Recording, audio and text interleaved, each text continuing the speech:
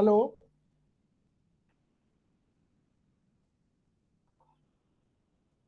Good evening, sir. Good evening. Yes, sir. Good evening. Good evening.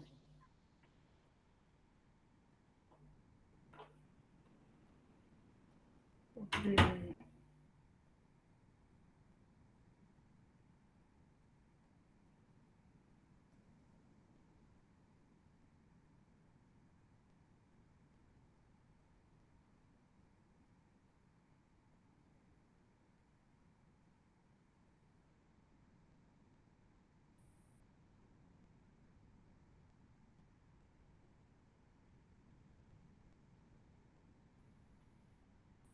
Okay, we shall start fourth unit today.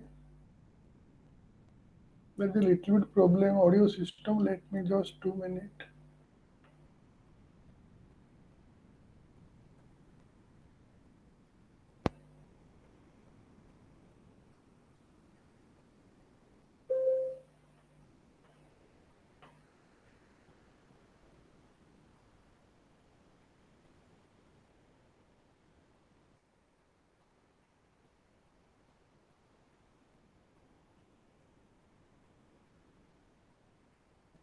Am I audible to you? Hello. Yes, sir. Yes, Yes, sir. sir. Yes, sir. Yes, sir. Is this chapter visible to you on the screen? Yes, sir. Yes, sir. Yes. Okay. So we have completed our third unit, and today we shall discuss the fourth unit. Fourth unit is your debates on models of explanation in economics. This is your fourth unit. So mainly we shall discuss actually the debate on models of explanation in economics. That means the models given by different classical economists, mainly classical economists, or you can say the mainstream economist. And so before going to discuss, let me tell you something about the tenets of classical economists or the postulates of classical economists. I think you must have sufficient idea about the ideology or the tenets of classical economists. So can you tell me the names of some important classical economists? Keynes, Ricardo, Hmm, or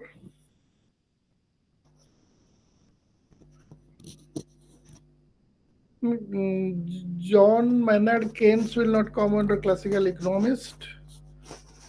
Actually, his father will come under classical economist. I will tell you. I will Adam discuss you. Okay. Adams will come, sir. Adam Smith. Yes, sir. Adam Smith, David Ricardo, J. John Stuart Mill, J.B. Say. So you must have listened the names of these economists which belong to classical school of thought. So before going to discuss their models or their theories or their analysis of economics, let me tell you something about the mm, postulates of your classical economist. As you know, Adam Smith is known as the father of economics, is not it? Adam Smith is known as the father of economics. Can you tell me the name of the book, the very important book which he has written? Can you tell me?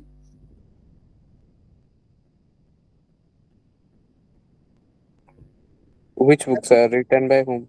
Adam Smith. Sir, wealth So wealth theory. of nation. Hmm? Wealth of nation.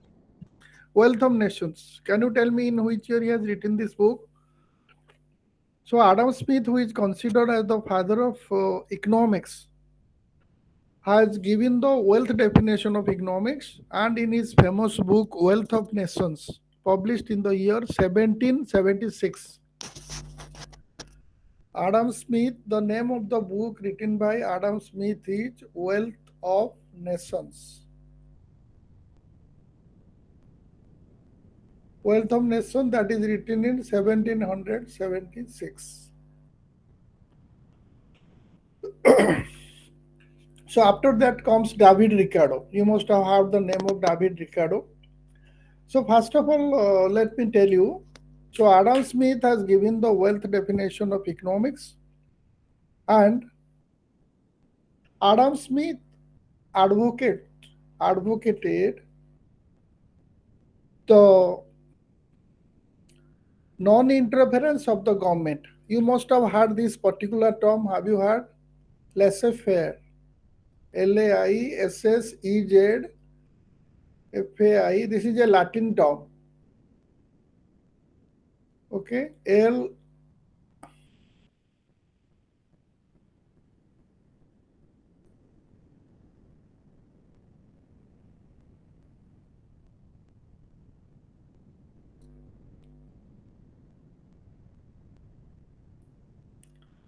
Laissez-faire. Laissez-faire.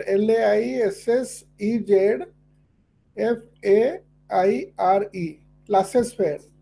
Laissez-faire means non-interference or the least interference of the government. So according to Adam Smith, there is no need of government intervention in the economic activities.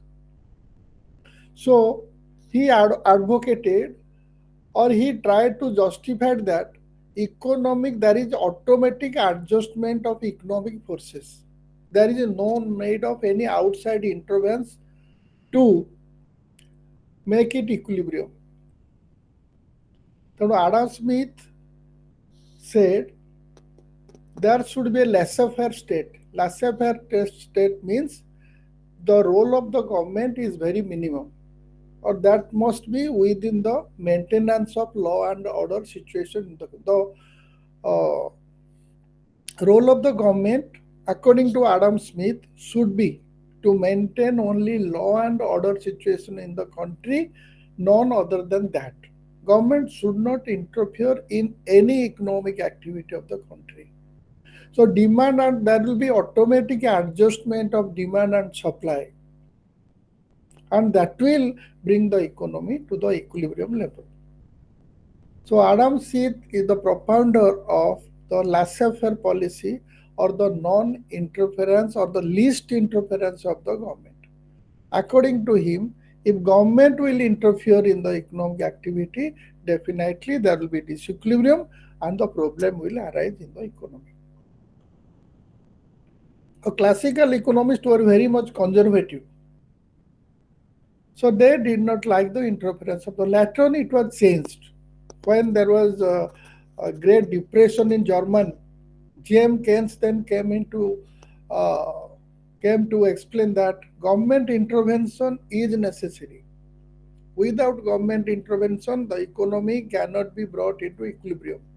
And empirically, he proved that what happened in Germany during Depression. So at that time, government has to come forward to increase the demand so that the economy will come out of the depressionary state. So let us discuss it one by one. So first of all, I have just given you the classic now you know the name of some classical economists: Adam Smith, your David Ricardo, your J.S. Mill, your Malthus, your J.B. Say. These economists are known as the famous classical economists, and they have given their own theories. But what models or what methods they have adopted to explain their theories, that we shall discuss in this particular unit. Whether they have taken inductive method, deductive method, what I have told you, whether they like the positivism or they belong to post-positivism, what type of model or method they used to explain their theories. So, so first of all, I would like to tell you something about political economy. Number one, the debates on models of explanation in economics. Then you will start with classical political economy and Ricardo. So what do you mean by political economy?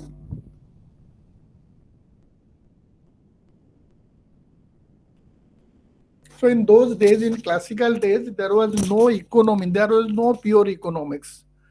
There was political economy. Political economy means it is a branch of social science that studies the relationship between individuals and societies and between market and state.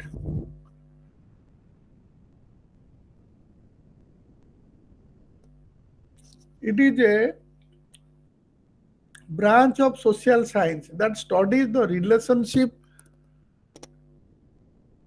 between individuals and society. What sort of relationship exists between an individual and the society? What sort of relationship exists between the market and the state? What policies government will adopt, and how it will affect the market demand and market supply?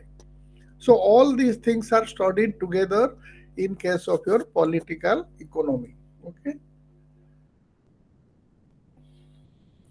Then let us go one by one. Number one is classical political economy and Ricardo's method. What was the method of Ricardo? What method Ricardo adopted to explain his theory? So Ricardo's contribution emphasized the role of laws in shaping economic phenomena, focusing on the distribution of wealth. Or you can say his principle of political economy is clearly distinct as positive, abstract, and deductive. Remember, Ricardo's theory of explanation was purely based on positive, abstract, and deductive, and it has come to be called hypothetico-deductive model. Do you remember? I have told you hypothetico-deductive model. Hypothetico-deductive model means in that model there must be one hypothesis. Hypothesis, I have told you, hypothesis is a tentative statement which is given in a model and that has to be tested after taking or after collection of data and after the analysis of data. Then you have to prove, you have to test that hypothesis if it is true or not. So this approach of Ricardo is different from earlier economists who focused more on describing economic tendencies. Prior to Ricardo, some economists, they tried to explain their theories with some economics tendencies, not that they have utilized the deductive method or your hypothetical method. Second thing, Ricardo, along with other classical economists, analyzed how wealth is distributed among different classes. You must have read Ricardian theory of rent. You must have read the comparative cost advantage. Do you know theory of comparative cost advantage in international trade? Do you remember?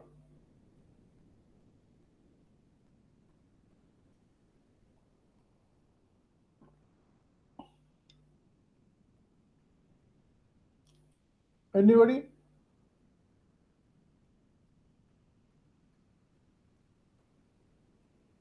Yes, sir, but particularly. Okay. Actually, Ricardo has given one important theory in international trade that is famously known as comparative cost theory of comparative cost advantage. According to that theory, Ricardo says that a country should not produce all the commodities in its own country. A country should not produce all the commodities which are being demanded by the people or citizens. What happens? Suppose, take for example, the climate of India is suitable for the production of rice. Suppose the climate of China or any country is suitable for the production of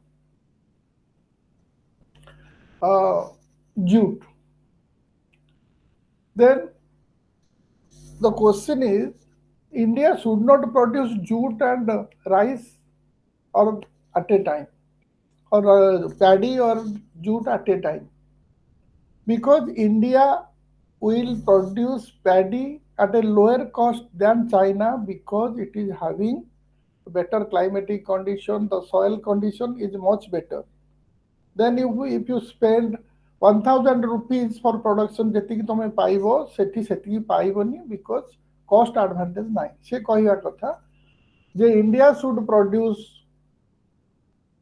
only paddy or rice and China will produce only jute and there will be international trade. According to them, trade should take place and it will benefit both the countries. This is the theory given by Ricardo in international trade. Because India is having cost advantage in the production of rice. China is having cost production in the advantage in the production of jute. So China will produce only jute at a lower cost. India will produce rice at a lower cost, and trade will take place between these two countries. Then both of the countries will be benefited. This is the theory given by Ricardo. So I did not go to detail in explaining this. Only I have given you what theories have been given by Ricardo. So according to Ricardo, wealth is distributed among different classes: landowners, capitalists, laborers. Then Ricardo also like Adam Smith because all the classical economists, not only Adam Smith, all the classical economists favored the laissez-faire state. Laissez-faire means I have told you minimal interference of the government in economic activity because according to them, free market would lead to greater wealth and efficiency. They believe that if government will not interfere, then there will be free market. Here what happens? If government will restrict, say this particular commodity cannot be sold in the market, or this amount will be sold, this particular commodity will be sold in this amount. ଏଟା ଏତିକି ଜିନିଷ ବିକ୍ରି ହେଇପାରିବ ଏଇଟା ବିକ୍ରି ହେଇପାରିବନି ତେଣୁ government ଯଦି ପଶିବ ମାର୍କେଟରେ ତାଙ୍କ ମତରେ କ୍ଲାସିକାଲ ମତରେ ତାହେଲେ ଏଫିସିଏନ୍ସି ଆଉ ଗ୍ରେଟର ୱେଲ୍ଥ ବେଶୀ ହେଇପାରିବ ନାହିଁ so government should not interfere and there will be automatic adjustment of economic forces. So Ricardo attempted to apply scientific principles including logical abstraction to understand economic process. Ricardo, in order to explain his theory, tried to explain with the scientific method. Then scientific method with logical deduction. He used a deductive approach. Starting with general principles and applying them to specific situations.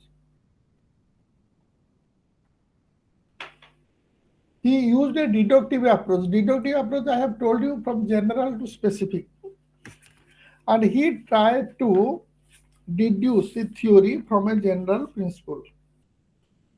Then next, he sought to uncover the fundamental laws that govern economic phenomena, such as the law of diminishing return you must have read in your production chapter, microeconomics, law of diminishing return, and the theory of comparative advantage. In all his theories, he has applied the deductive method of explanation.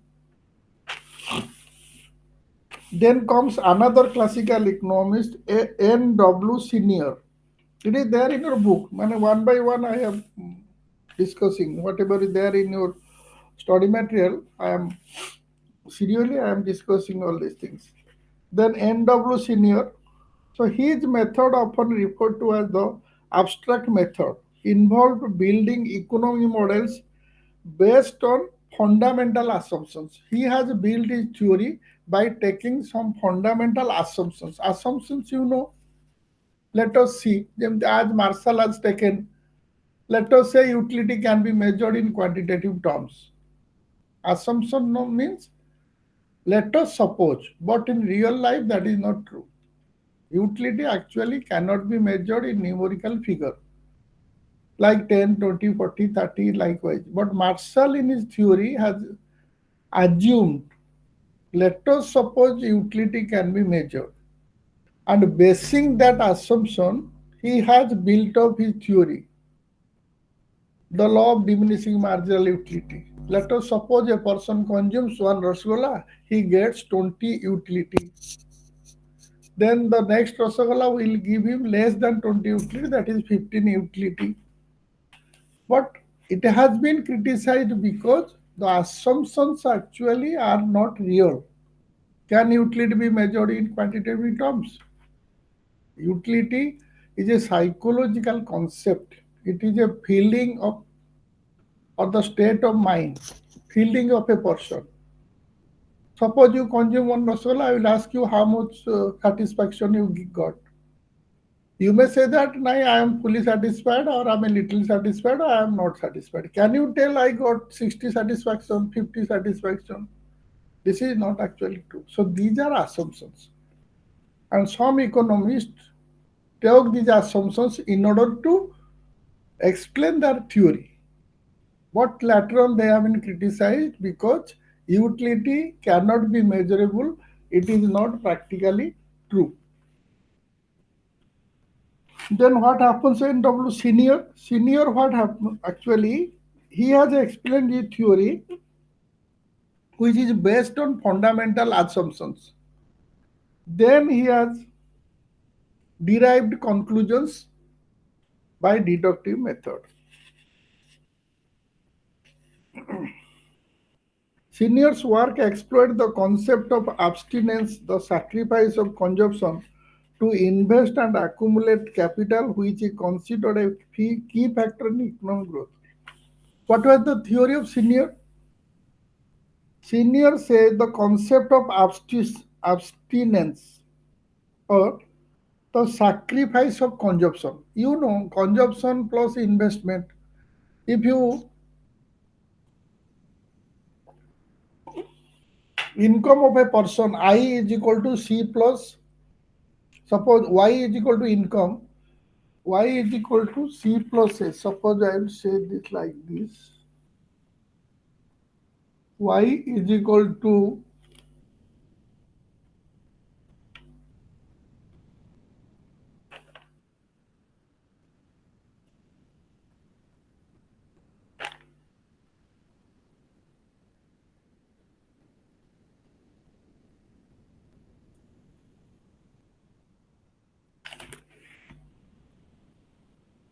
Y is equal to C plus S.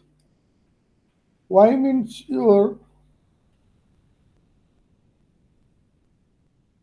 Y is equal to income, C is equal to consumption.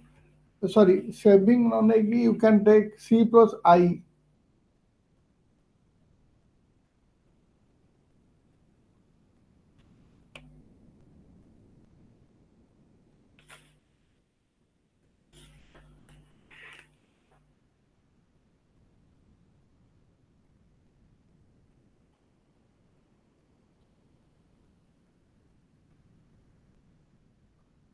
Y is equal to C plus I. Income is equal to consumption plus investment. Suppose if people consume less, if people sacrifice consumption, then there more income will be available for investment. And investment, there will be more accumulation of capital. And if there will be more accumulation of capital, that will help you in economic growth. So according to NW Senior, the growth of the economy is purely dependent on the sacrifice of the people for consumption. The more the people sacrifice the consumption, the more they will save, and that will be invested, and that will lead to more capital accumulation. Senior was a strong advocate for a sacrifice of scientific approach to political economy. So he also believes that you should draw logical conclusions. He also believes the scientific approach to political economy. Political economy should not be based on abstract terms, according to him. It must be having certain scientific background. it must have to be explained in objective terms according to N.W. Senior.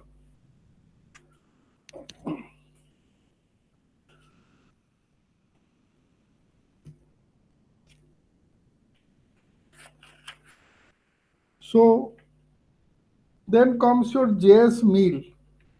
J.S. Mill is another important classical economist, and his theory, or first of all, let me tell you, the focus on general laws and principles.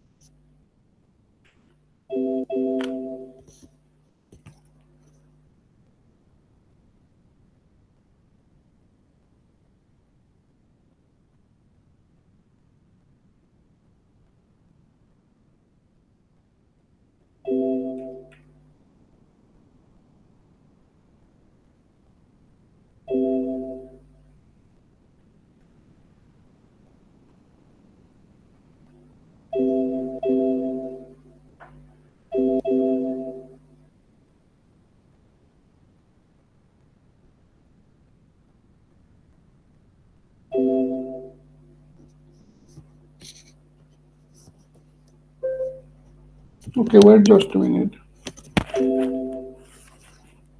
Sir, you should choose the three option yes, no, or cancel. So it will be dismissed.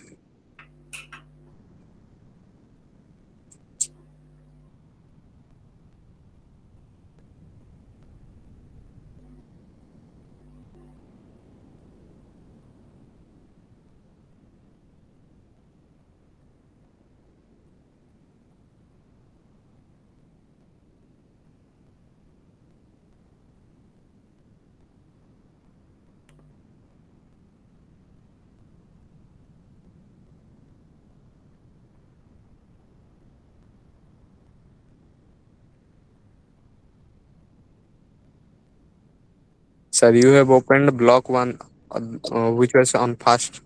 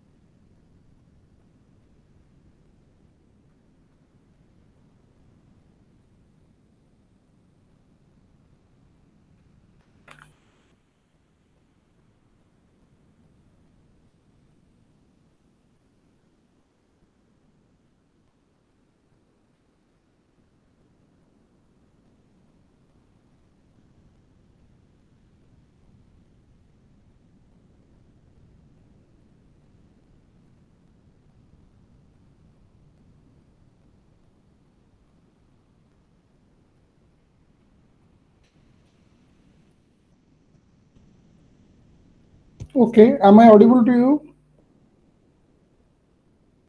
Hello? Yes, sir. Yes, sir. Okay, okay.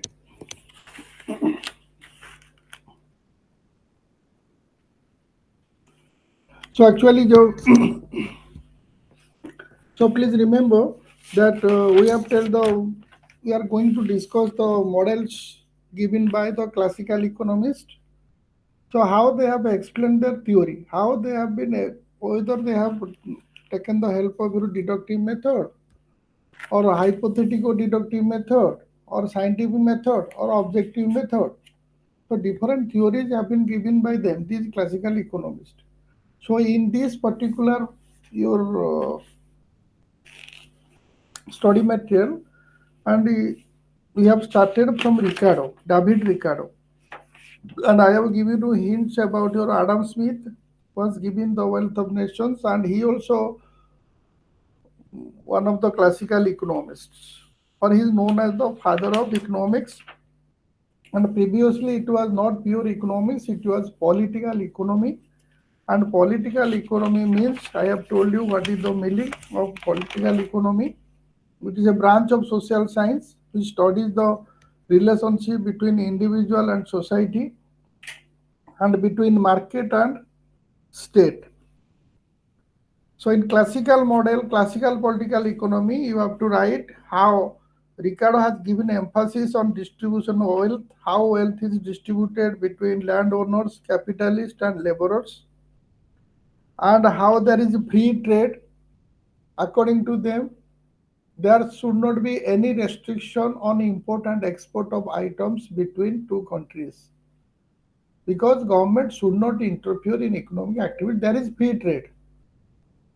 No restriction should be imposed by the government on the export and import. So there should be free trade, and the state should be a laissez-faire state, or the country should be laissez-faire means no interference of the government.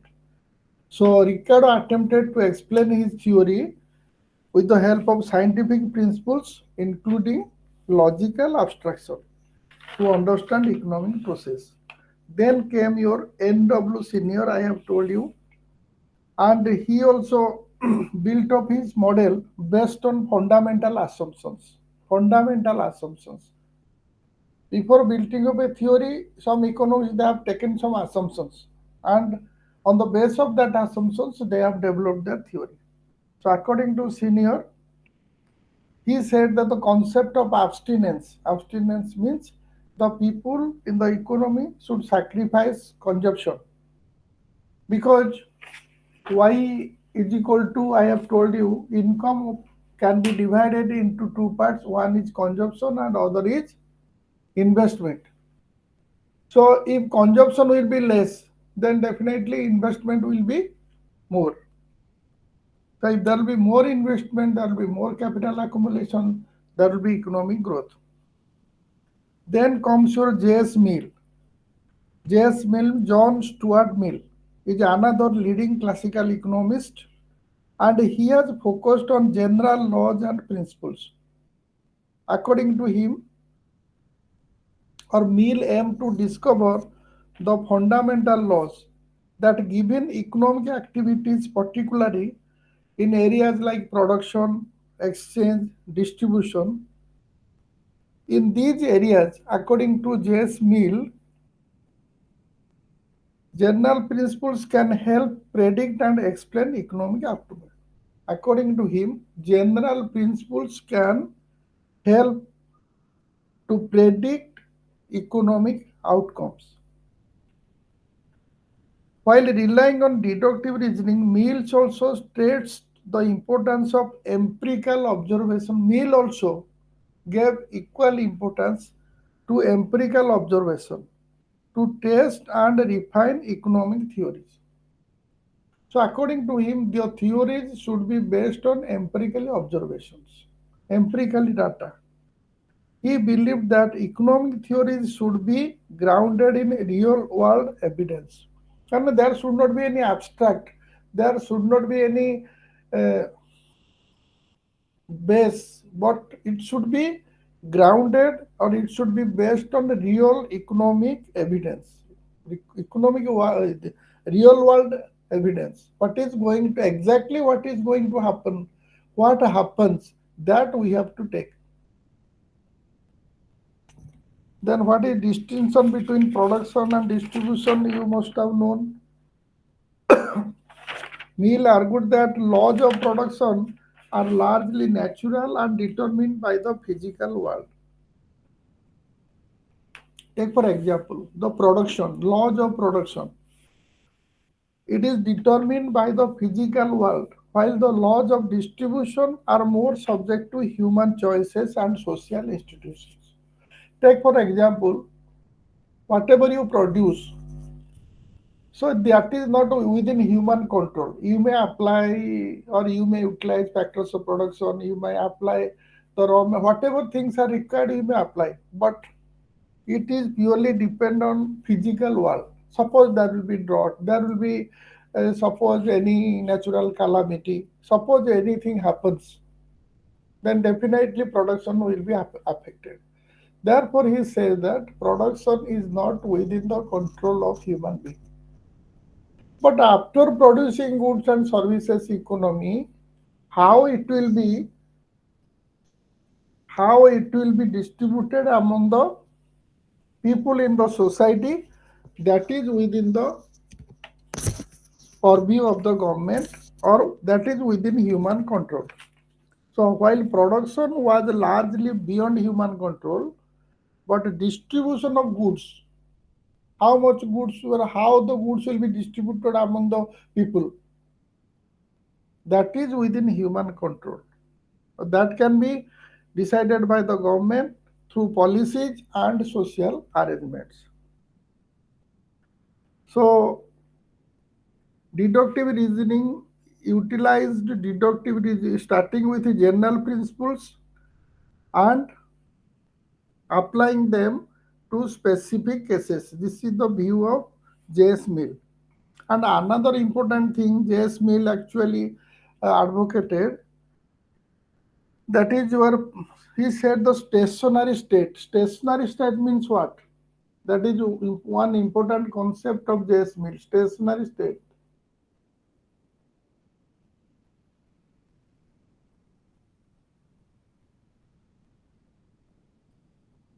Fixed state. What is stationary state? Can you tell me? What is stationary state?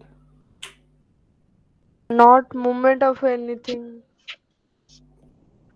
Yeah. According to stationary state here actually means where population and capital remain stable rather than experiencing constant growth.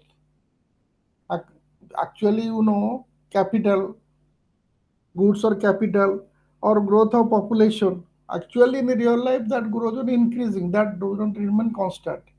But J.S. Mill has assumed, or according to him, where population and capital, let us suppose, population and capital remain stable rather than experiencing constant growth. That is called a stationary state and a sthira. And envi- envisioned that the stationary state as both inevitable and desirable. And according to him, if the state will remain in a stationary position, it is better to lead a more and equitable society. That means no fluctuation, nothing else, because in what rate population will grow, in what rate capital growth will go, and how it will be, how the goods and services will be distributed, that is uncertain.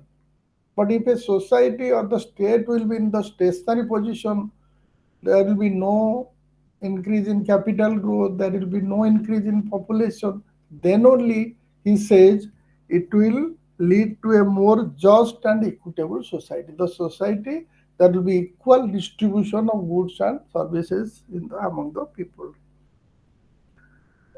So his method merely his method of explanation or model is a combination of deductive reasoning, empirical observation, and a focus on both production and distribution. He gave importance to production and distribution, and he based his theory on the model deductive reasoning model and empirical observation. This is the theory of J.S. Mill. Then come another economist, J. Carnes. J. Carnes. He has written a book, Character and Logical Method of Political Economy, in 1875. Carnes has written a book that is Character and Logical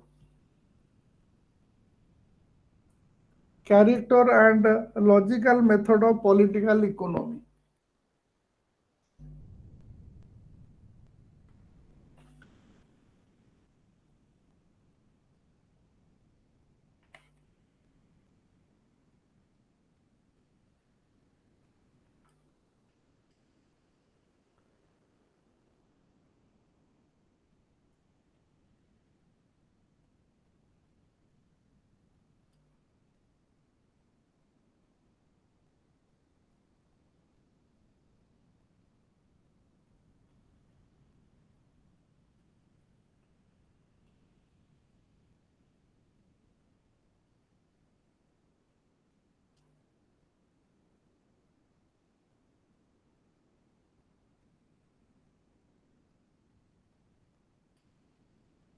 J. Carens has written a book in 1875.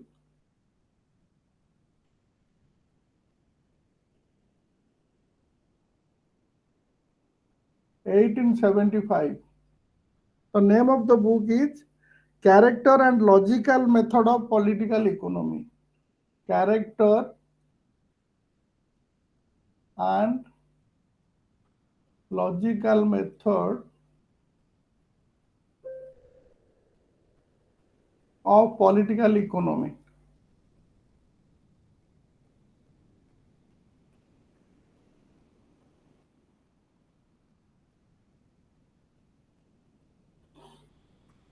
So J. Carens in this book actually has, according to him, political economy is a hypothetical deductive science. You remember all these things. This is the punch word, that a punch sentence is there. According to J. Carnes, political economy is a hypothetical deductive science. Then next comes John Neville Keynes, J.N. Keynes. Do you know who is J.N. Keynes? J.N. Keynes.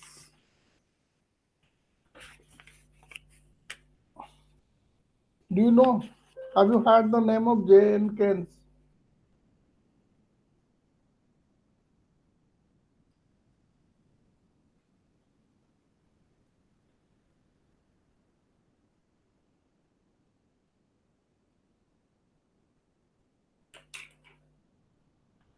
Have you heard?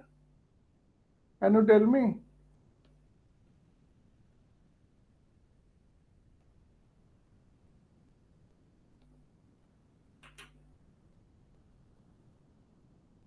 Anybody?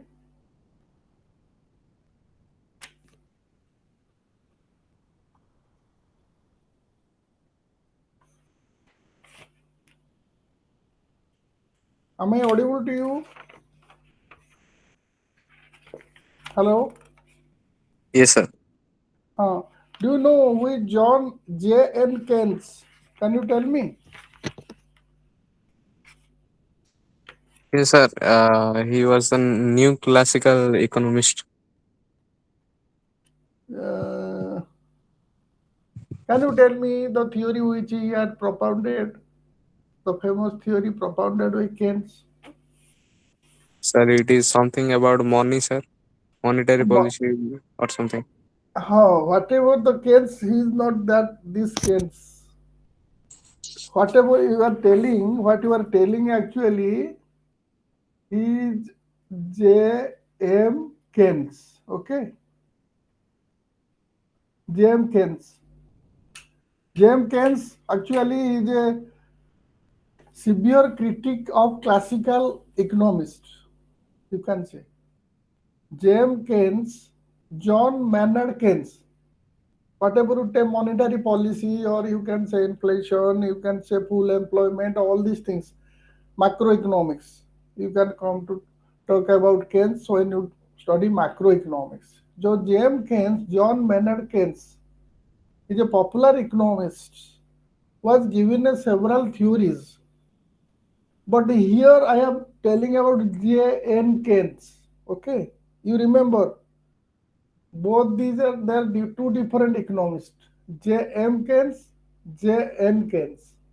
Okay, J.N. Keynes full form is John Neville Keynes. John here John John N Neville.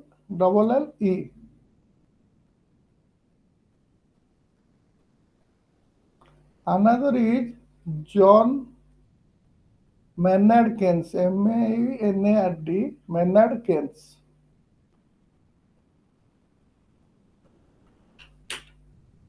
He is a classic Jane Keynes, John Neville Keynes belongs to classical school of thought. But J.M. Keynes actually is a critic of classical economist. He never supported the classical view. According to him, government intervention is necessary, is required. Classical economists told that Government intervention is not required for the economy. Any sort of government intervention will create disturbance, will bring the economy to the discipline. Government किसी पछुआ दरकार नहीं.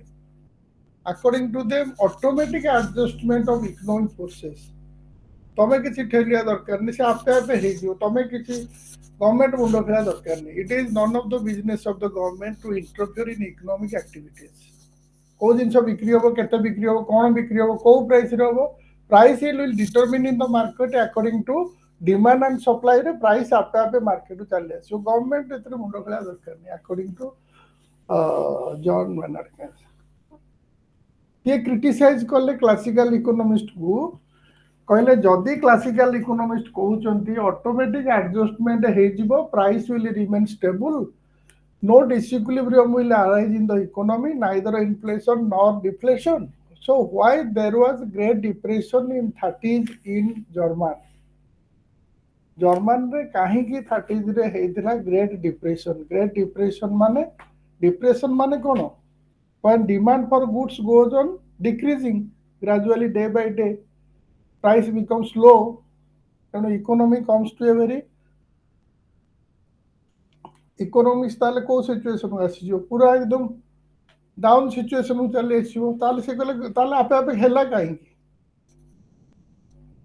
Price ता ताले बढ़ु जेतले inflation हो जाउची ताले केमिति हबो गवर्नमेंट ताले इंटरफेयर जदि न करिवो how the price will come to the normal level. तब J M Keynes the severe critic of classical economist. And he has by giving empirical evidence देइचंती. He has given empirical evidence. से खाली सेमती कोई ना दे. Well, you see the situation of this country. You are telling this, and this is happening. So should government intervene or not? So if government does not intervene, can it become normal? So according to, but James Keynes happens to be, remember, the father of James Keynes. Remember. J.N. Keynes is the father of J.M. Keynes. John Neville Keynes is the father of John Maynard Keynes, who outlived 3 years. ताने तांकुड़ से 3 वर्ष और अधिका बंचिचंती माने बंचिथिले John के माने पुओ ठारू जॉन मैनर्ड केन्स ठारू जेन Keynes outlived 3 years. So you remember, listen, I'm telling a little about this. He is not so famous as a classical economist as other economists like J.S. Mill, Ricardo, Adam Smith, but he belongs to classical school of thought.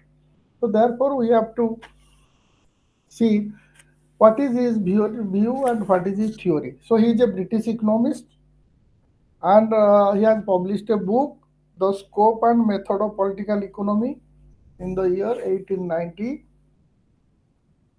So he broke new ground by integrating the two approaches, inductive and deductive. He told a different thing. He neither supported the inductive analysis or deductive analysis. According to him, both inductive and deductive method are essential components for sound economic analysis. In order to develop any economic model, any economic theory, we need to take both the analysis, that inductive and deductive दीटा का method को हमको utilise करिया पड़ियो. से कहउचंती जे inductive reasoning provided the general premises. Okay, inductive means माने आमे जोटा कहउचे individual specific case को हमें ऑब्जर्व करी करी then we have developed general theories upon which deduction had to be based. Yes, so when it is a general theory, from that we are taking the, or when we are taking the general theories to specific observation, then we are deducting. The deduction is also there. So first of all, from induction or inductive, we are generalizing things. You see, one crow is black and second crow is black, third crow is, these are all specific cases. Then you draw the conclusion, make it a generally all the crows are black. Okay. So when all the crows are black, then you are deducting ଯେତେବେଳେ ତମେ ସେଇଥିରୁ deduct individual case କୁ ଆଣିବ A black ଅଛି ନାହିଁ, B black ଅଛି ନାହିଁ, C black ଅଛି ନାହିଁ, ତାପରେ Dଟା black ଅଛି ନା ନାହିଁ ଦେଖିବ, ଯଦି ନ ହେଇଥିବ ତାହେଲେ ତମର ସେଇଟା theoryଟା applicable ନୁହେଁ. So accordingly ସିଏ କହୁଛନ୍ତି both inductive and deductive methods are required for the economic analysis or economic theory. Then comes Robbins' positivism and a priorism in economics. There is a line you must have seen.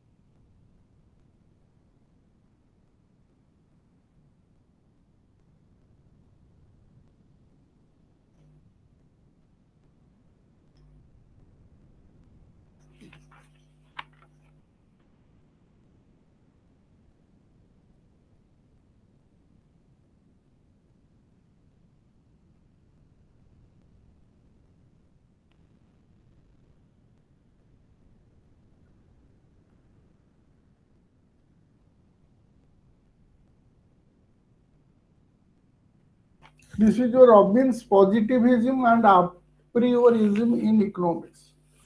Robbins' positivism and a priorism. So you must have heard the Lionel Robbins. Have you heard the name of Lionel Robbins? Anybody? Have you read elsewhere? Lionel Robbins. No, sir. Yes, sir. Tell me, where have you read Lionel Robbins? No, sir. Never heard. You Yes, have never sir. heard? Tell me.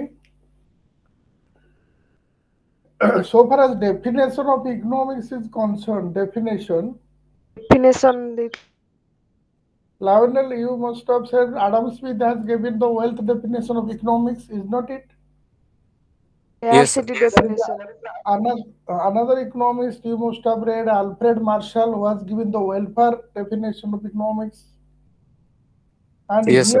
here Lionel Robbins has given the scarcity or choice definition of economics. According to him, economics is a science of choice. According to Lionel, economics is a science which studies human behavior as a relationship between ends and scarce. Okay. So according to him, there are scarce means or scarce resources. Economic resources are scarce. Scarce means limited. So we have to utilize those scarce resources in such a manner to give maximum satisfaction.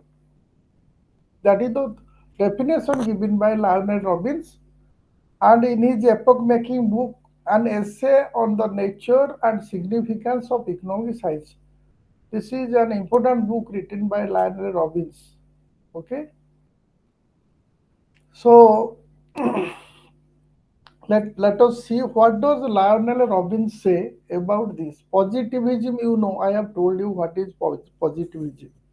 And I will tell you what is a priorism. Okay.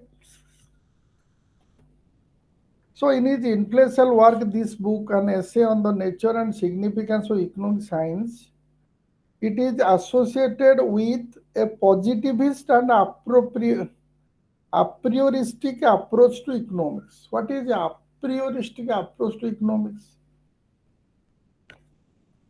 He advocated for a scientific methodology in economics, emphasizing the importance of logical reasoning and the examination of scarce means to achieve desired ends.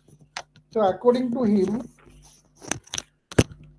how scarce resources means limited. So, resources are scarce according to him, human wants are unlimited. So, we have to, how can we satisfy these wants with scarce resources? This is the view of Lionel Robbins, and he advocated a scientific methodology in economics. He advocated that the a prioristic approach, that means economic theories should be developed through logical deduction rather than empirical testing. He does not believe in empirical testing, empirical evidence, जोटा कौच data देकी जोटा कौच empirical एटा एति मसियारे एतला दिन this year population is this year population that, then you can say population has increased. This is empirical data दउचे statistical analysis. He does not say that empirical studies or empirical evidence is required for developing a theory or model. According to him, that economic theories should be developed, economic models should be developed through logical deduction. By logically deducting from any concept, any theory, we can reach the conclusion. There is no need of any empirical evidence or data. Empirical evidence means you have to give sufficient data. Data देवा पड़े empirically, you can say. এটা এত বর্ষ এতিকি হয়েছিল এ বর্ষ এতিকি হলা দেড় লাভ কয়ে this much increase or decrease. This is called empirical study. But he believes in logical deduction, not empirical testing. So this contrast with positivism. Okay, positivism I have already told you. Positivism and a priorism. Positivism I have already told you, which is based on purely scientific analysis, objective empirical study. Positivism. जो fast तुमको कही fast जोटा पढ़ाई सेटा हला positivism. ये कहते apriorism. Apriorism actually means economic theory should be developed through logical deduction, not on empirical testing. Empirical testing दरकार नहीं. So this view of Robbins contrast positivism, which stresses the importance of observation and empirical evidence. Positivism actually is based on empirical evidence and observation. તમે observe କରିବ, you have to observe a particular thing, then you can give the empirical evidence. ତମେ ଗୋଟେ ଜିନିଷ ଦେଖୁଛ, observe କଲ, ସେଇଥିରୁ ତମେ କ'ଣ observe କଲ ତମେ ସେଇଟାକୁ ଦେଖିବ. empirical ତମେ ନିଜେ ଦେଖିଲ. you need not କୋଉଥିରୁ ଆସିଛି theory base କରି ସେଇଟାକୁ ତମେ logically ଆଣୁନ. you have seen, you have observed yourself. ନିଜେ ତମେ ଦେଖୁଛ ଆଖିରେ, ସେଇଥିରୁ ତମେ ଡାଟା କଲେକ୍ସନ କଲ, empirical କ'ଣ ଦେଖିଲ, observation ଆଣିଲ. କିନ୍ତୁ there are theory जो ଆମେ logical ଦେଖିଲେ ଏଇଟା ଏଇଆ ହେଇଛି, ଏଇଟା ଏଇଆ ହେଇଛି, that is called logical deduction. You have derived your conclusion from a theory which have already been given. ତେଣୁ ରବିନ୍ସ ଡେଫିନେସନ ତ ତମେ ମନେ ରଖିଲ. ତେଣୁ ବର୍ତ୍ତମାନ ଯୋଉ ଥିଲା ଆପ୍ରିଓରିଜିମ୍ versus ପଜିଟିଭିଜମ୍. Positivism, remember, positivism is purely based on observation and empirical evidence.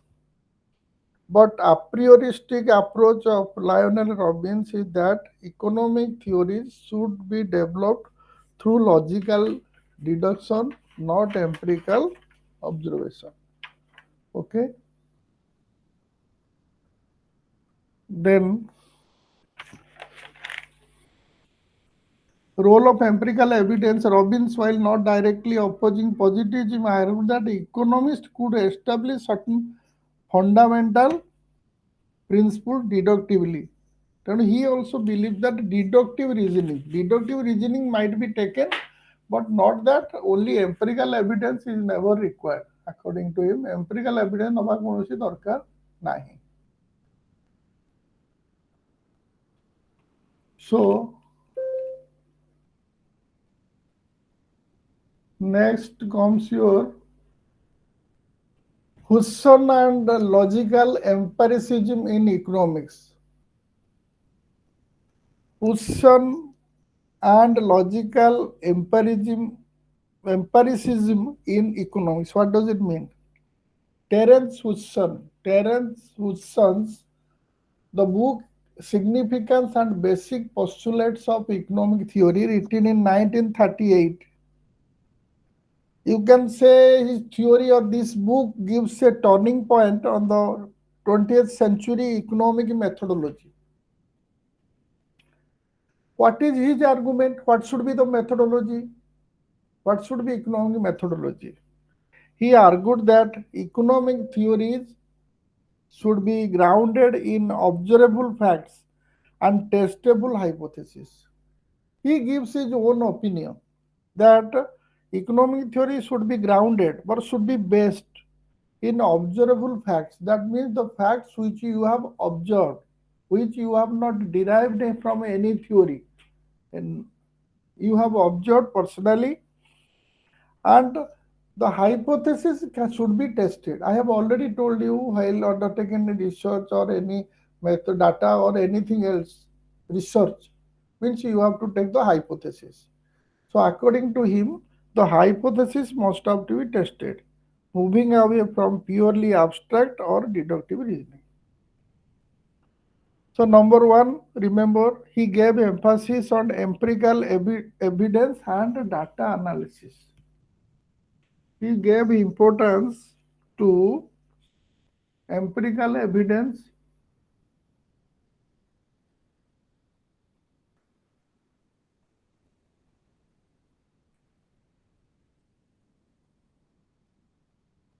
then data analysis.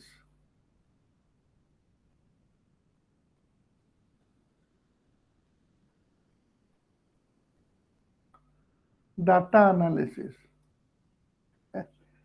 Remember, his point of argument that, or he emphasized on empirical evidence and data analysis. He believed that theories should be developed and tested against real world data. But what is happening in the real world, that should have to be compared. Then second, he criticized a reliance on abstract theoretical assumption in economic models without. Then he has criticized the theories which are purely based on abstract assumptions and without any sufficient empirical support. He said that no economics model, no economic method is believable if it is not based on sufficient empirical support. A common practice in the orthodox approach. He believes that economic models, methods should be based on empirical evidence and data analysis. Then, next thing, he also gives importance to the hypothesis must have to be tested. Hypothesis testing. Hypothesis testing.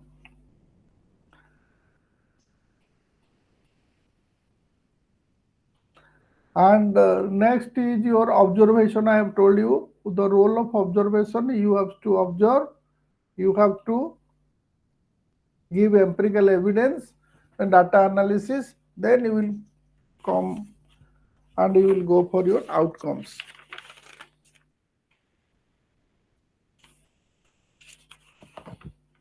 Then comes your Milton Friedman.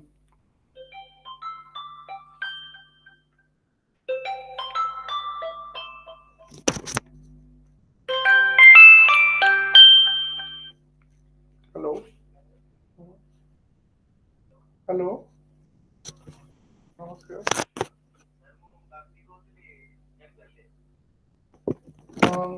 Bapi କହିଲ ହଁ ଓ ତମେ ତମେ ବୁଲି ଯାଇଛ, ତମେ କୁଆଡେ କୁଆଡେ ଗଲଣି, ଚେନ୍ନାଇ ଫେନ୍ନାଇ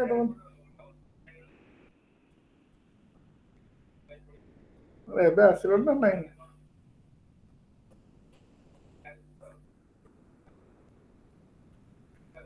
ହଁ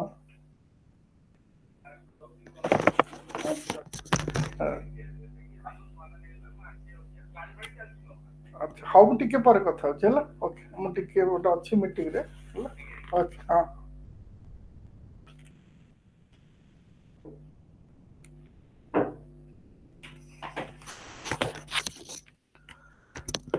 okay then come to Milton Friedman. I think you are clear about Husserl. Tell me Husserl logical empiricism in economics.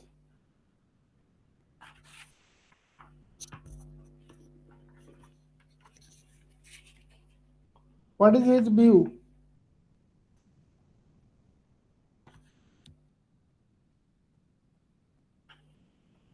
Can you tell me? He focuses on the empirical evidence and data Yes, analysis. analysis and testing. Hypothesis must have to be tested and it should be based on observation. You remember these only punch words. It's never possible on your part to remember the sentences or the things which have been written in this study material. So please make a note କରିକି ସେଇଥିରେ ତମର ଏମିତି ନାଁ ଲେଖିଦବ ସେ କ'ଣ କ'ଣ କହିଛନ୍ତି empirical evidence ମାନେ ତମେ ଜାଣିଛ you can explain that particular word then data analysis you know ସେଥିରୁ କିଛି ଧାଡ଼ି ଲେଖିବ hypothesis you know hypothesis is a tentative statement which is given for the research purpose and finally it is to be tested after analyzing or observation or analysis of data. So according to this person Husserl that data analysis has to be there and hypothesis must have to be tested. He does not believe in abstract theories. He believes that the model or the method of economics should be based on observation and empirical evidence or empirical studies. This much you can write. So ଯଦି ପୁରା ତାକୁ ଯଦି ସେଇଟାକୁ ପୁରା ଇଏ ଭଳିଆ ପଢି ପଡିଯିବ କିଛି ସେଥିରୁ ପାଇ ମାନେ ପଞ୍ଚୱାର୍ଡ ଲେଖିଲେ ସେ ପଞ୍ଚୱାର୍ଡ ଗୁଡାକୁ ଏକ୍ସପ୍ଲେନ୍ କରିପାରିବ. Then come about Milton Friedman and instrumentalism. This is instrumentalism. ସେଠି ତମର ଗୋଟେ ମୁଁ କହିଲି ଏଇ ୱାର୍ଡ ଗୁଡା ମନେ ରଖିବ particularly apriorism. Apriorism ଟା ମନେ ରଖିବ positivism. ତାପରେ ଏଠି ତମର ଆସିଲା ଲଜିକାଲ ଏମ୍ପିରିଜିମ୍ ତ ଏଠି ତମେ ଜାଣିଲ ବର୍ତ୍ତମାନ ଗୋଟେ ୱାର୍ଡ ଆସିଲା instrumentalism. What is instrumentalism? Before going to discuss Milton Friedman's version about economic model or economic theory, then let us discuss what is instrumentalism. Instrumentalism in philosophy, instrumentalism views theories as tools or instruments for understanding or predicting the world. Instrumentalism views theories as tools. The theories which are given are considered as tools or instruments which be utilized or which will be helpful for prediction or understanding of the world. In order to know the world, in order to understand the world, in order to predict the world, what is happening in the world, what is going on, therefore we utilize these theories and these theories acts as tools or instruments. Tool ଭଳିଆ ଆମକୁ କାମ କରେ ଏହା ସାହାଯ୍ୟରେ ଆମେ ଜାଣିପାରିବା ଯେ what is happening in the real world rather than as descriptions of fundamental reality. So Milton Friedman's theory gives priority to prediction. Do you remember prediction? Do you understand prediction? Yes, sir. Prediction means To prediction probable means something. yes, future forecasting. You have to predict what is going to happen, what is happening that is present, what has happened that is past, what is going to happen that is prediction, that is your forecasting, that is your future. So Milton Friedman actually gives priority to prediction. According to him, a good economic theory is one that accurately predicts the real world economic events. There are so economic events are being taken place in the world, in our real life, in our day-to-day life, in different sectors, different spheres. So according to Milton Friedman, that a good economic theory is that theory which will accurately predict the real world. ଠିକ ଭାବରେ ଯିଏ ଆମର ବାସ୍ତବରେ ଯାହା ଘଟୁଛି ତା ବିଷୟରେ ଯେ ଆଇଡିଆ ଦେଇପାରିବ ସେଇଟା ହେଉଛି ଆମର ଭଲ ଇକୋନୋମିକ ଥିଓରି। ଯୋଉ economic theory cannot give a good idea or cannot give a prediction about the real world. Real world ମାନେ what is going to happen। ଯୋଉ ଥିଓରି ତମର କହିପାରିବ ଯେ ଏଇଟା ତମର ଭବିଷ୍ୟତରେ ଏଇଟା ହବ, if this will continue then this will happen after 5 years or 10 years, that is prediction। if a particular theory is able to predict properly or accurately the real world economic events, then that theory can be called as a good theory, even if underlying assumptions are not entirely realistic। Suppose take for example the assumptions on which the theory is based, जो assumption को लेके theory ହେଇଛି ସେଇଟା ଠିକ ନ ହେଇପାରେ, assumption ଟା ଭୁଲ ହେଇପାରେ, କିନ୍ତୁ ଯଦି ସେ ଥିଓରିଟା ତମର ପ୍ରେଡିକ୍ଟ କରିପାରୁଛି ଫ୍ୟୁଚରକୁ ପ୍ରପରଲି, ଦେନ୍ ଆମେ କହିବା ଯେ it's a good theory. So the methodology of positive economics is often cited as a key example of his instrumentalist approach. In this essay, he argues that the validity of a theory should be judged by its ability to predict, not by the truth of its assumptions। ସେ ଗୋଟେ ଲେଖିଛନ୍ତି ଯୋଉ ତମର ବହି କହିଲେ ଫ୍ରିଡମ୍ୟାନଙ୍କର ଗୋଟେ ବହି ଅଛି ଦ ମେଥୋଡୋଲୋଜି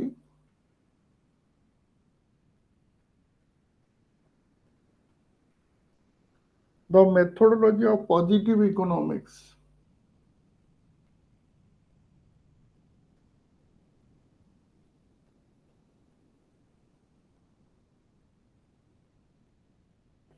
Positive economics in 1953। এই বহিরে লেখিଛନ୍ତି ସେ actually in this essay, it's an essay written by Friedman। In this essay he argues that if a theory is valid or theory is good or proper, how can you judge? A theory is valid, validity of a theory can be judged by its ability to predict। If the theory is able to predict the economic events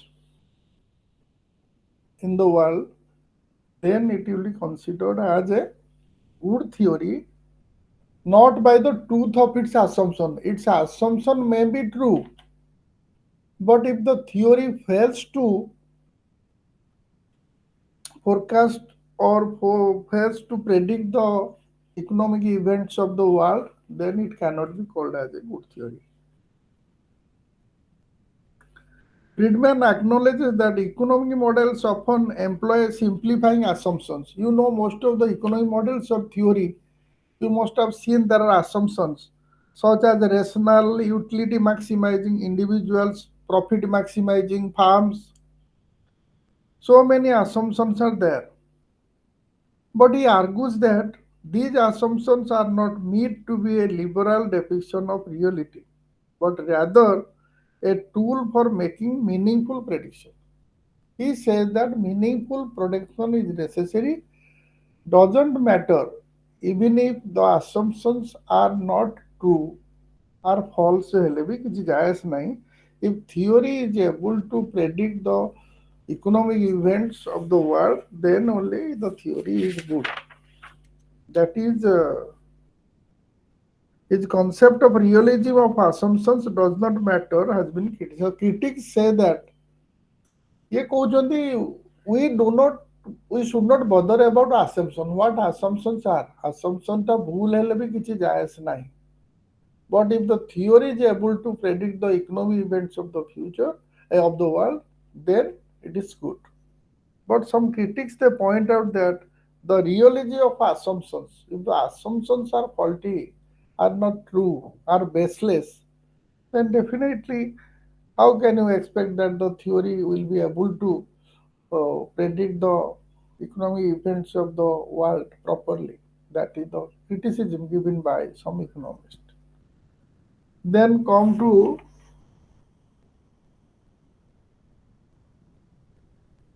Paul Samuelson and operational. You remember these terms: operationalism. Paul Samuelson, Paul Samuelson and operationalism.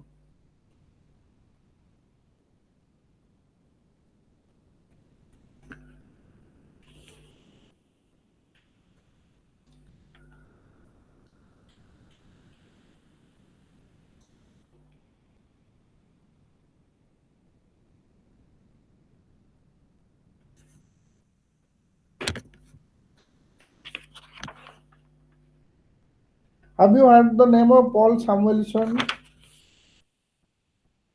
Paul Samuelson. Have you gone through rebuild preference theory in microeconomics? No.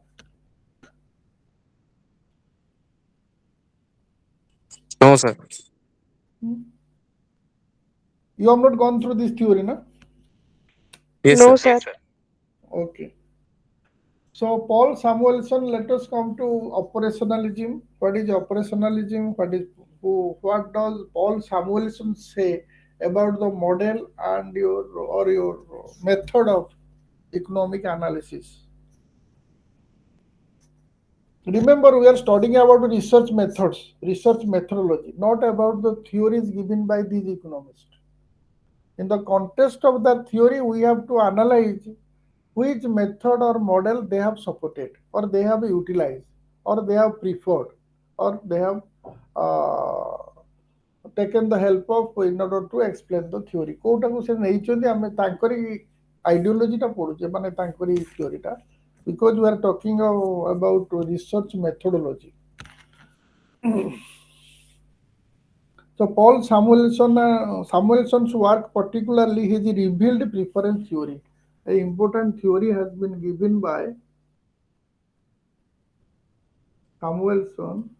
His revealed preference.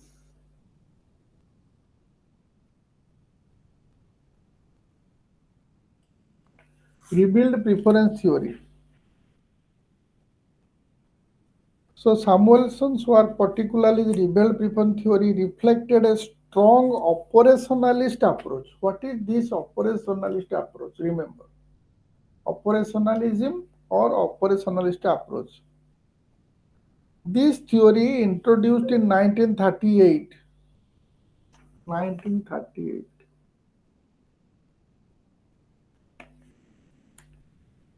Aim to understand consumer behavior by observing their choices rather than relying on subjective ideas about utility. Actually, this theory revealed preference theory. Revealed. The consumer has revealed his preference, whether he likes A or B. He has revealed his preference. Here, the then rely on subjective ideas about the utility. There is no question what the particular consumer has given the preference. କୋଉଟାକୁ ସେ preference ଦଉଛି. Basing on that, he has developed or revealed preference theory. ତେଣୁ his revealed preference theory allowed economists to infer a consumer's preferences based on their actual purchasing decision rather than relying on hypothetical statement about what they would prefer. Hypothetical statement means with a tentative. I have told you what is hypothetical. ଏଇଟା ହେଇଥିଲା ଏଇଟା ଲୋକ କିଣିଥାନ୍ତେ ମାନେ that is not sure. You are not sure. You are taken a hypothesis. But here, what has in this theory actually, Samuelson has shown the actual purchasing decisions. What decisions keep taking their budget of the consumers and his preference, they have to find out. This is I have got 100 rupees. So price of this particular commodity X is suppose 5 rupees per unit. So he has to give his choice. say whether I will purchase this quantity, this much, because my budget is this much. So that is the thing which actually is being taken into consideration. This is operational. Operational ମାନେ କ'ଣ ଯୋଉଟା ଚାଲୁଛି operation ମାନେ କ'ଣ which is running operation କରୁଛି ମାନେ ଏଇଟା ତମର operational ମାନେ which is working. So according to him, which is working means what actually the consumer presently shows his choice for a particular commodity. That is operational. That is operationalism. Not that the what about what they would prefer. କ'ଣ ସେ prefer କରିବେ ସେମିତି କିଛି ନାହିଁ ଯୋଉଟା ବର୍ତ୍ତମାନ ହଉଛି operational, that is taken into account. This operational approach provided a more empirical foundation for studying consumer behavior. He has taken an empirical study. Suppose this is the budget, this is the price, the consumer has revealed his preference or has shown that this much of quantity he will purchase at this price from this commodity. Consumer B shows actually his preference. Consumer C shows this preference. So this is called your empirical foundation of the theory. It shifted the focus from abstract subjective theories to more concrete observable phenomena. Observed phenomena ଉପରେ base କରିଛି theory ଟା. Let us see the difference between operationalism and descriptivism. What is the difference between the two?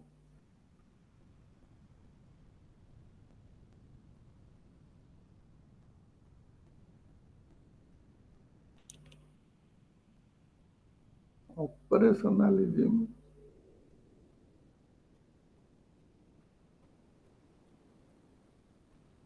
and descriptivism.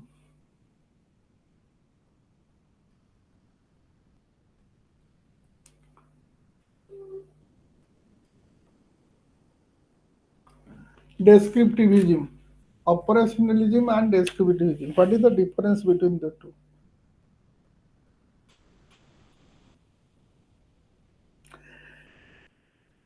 Actually, Paul Samuelson associated operationalism with descriptivism, which emphasizes the importance of accurately describe economic phenomena rather than engaging in purely abstract theorizing. That means through the help of operationalism, that means his method of operationalism gives scope to descriptivism. That means the importance of accurately describing economic phenomena. After observing the things which are in operation, he has explained or described the economic phenomena. First of all, operationalism, operation, what is actually going to happen, and next, with the help of that empirical evidence by observation, he has described his theory. So operationalism, description or descriptivism, describe.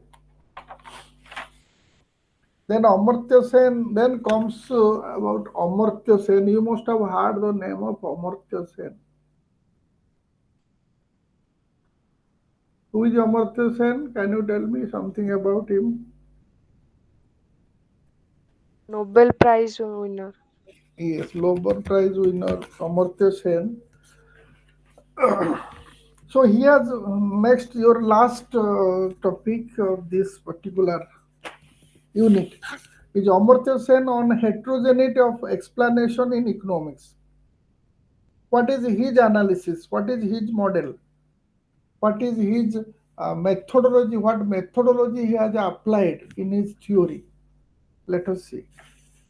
His work highlights the importance of heterogeneity. Heterogeneity means just opposite of homogeneity, of different types, not of same type. Heterogeneity. His work highlights the importance of heterogeneity of explanation in understanding human well-being and development. how we have to understand the human well-being and development. This means that different individuals, groups, and situations require unique explanations and solutions. The people's individual differ from each other. No two individuals are same in all respect. If you take the group also, no two groups are same or homogeneous. You can add also situations. No two situations are differ. They are not same. So individuals, groups, and situations are never homogeneous. They differ. So unique explanations or solutions are required for each of them. You have to put different or you have to take the help of different solutions to solve the problem of different individuals or different groups. A ର ଯାହା problem ଅଛି B ର problem might be something different. ତ group A ର ଯାହା problem ଅଛି group B ର ମଧ୍ୟ ସେୟା ନାହିଁ because they are not homogeneous, they are heterogeneous. So accordingly you have to apply heterogeneous methods, formulas or heterogeneous solutions to resolve the issue. Then next, what does Amartya Sen say? Amartya Sen argues that not all individuals and groups are the same and their needs, preference and capabilities vary significantly. So far as the needs of individual are concerned, so far as the capabilities of individuals are concerned, so far as the uh, preferences, needs ସମସ୍ତଙ୍କର ସମାନ ନୁହେଁ, differ from each other. So, for example, a child's nutritional needs differ from those of an adult, is not it? Whatever Yes. nutrition, eh, whatever nutritional supplement a child requires or needs, that is not the same for an adult. The requirement of an adult is something different from that of a child. Okay? And a person with disability may require different resources and support to achieve the same outcomes as someone without a disability. A person without any disability or person, if you make a comparison between the two persons, person A and person B, person A is disabled and person B is not disabled. He is a normal. He is having no disability. So definitely the person B can do a work or his efficiency, he can come to, suppose take for example, the efficiency of a normal person might be more than the efficiency of a person with disability. If the person with disability will be given certain facilities or support, then he may be able to achieve the same outcome. ଯିଏ ଯେତିକି ପହଞ୍ଚି ପାରୁଛି ସେତିକି ହେଇପାରିବ, but ସିଏ ଯେତିକି ସାହାଯ୍ୟରେ ପହଞ୍ଚୁଛି ଇଏ ସେତିକି ସାହାଯ୍ୟରେ ପଡ଼ିବନି. He needs more support, he needs more assistant, he needs more anything, any instruments, not suppose like anything. So my point is the requirement or the need of people differ from person to person. The nutrition supplement required or needed by a child may not be the same as the nutrition requirement for an adult. So this is the view of Amartya Sen. All individuals, all groups, and their needs, preferences, their capabilities are not same. So what is the so he has given importance to capabilities. So capability means what?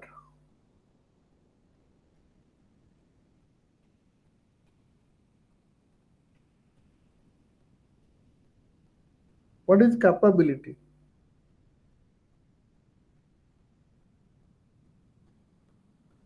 Capacity. Capability is capacity. just more or less same capacity or capability. So Amartya Sen's capability approach, he has given actually more importance to the person who is more capable. Definitely, he will be able to achieve valuable functioning. The person having less capability or person who is less capable, he cannot, will not be able to have or achieve valuable functioning or more or the desired objective. So, Amartya Sen's capability approach focuses on the freedom and opportunity.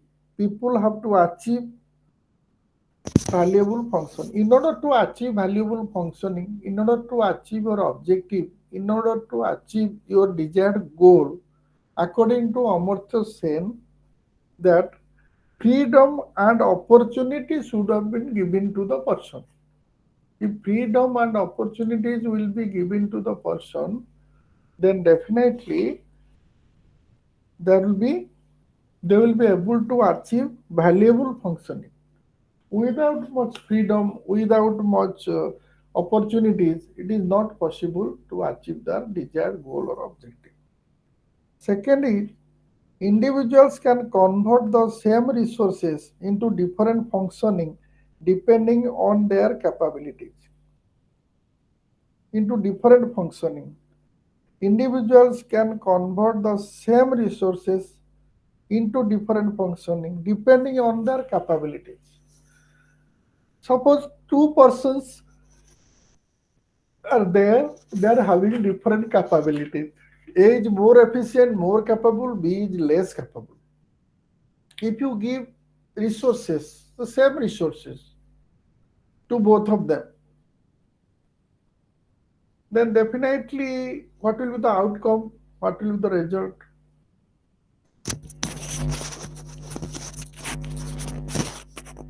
What will be the result? The person who is more capable will definitely do that more efficiently, or he can, suppose you have to take for example, uh,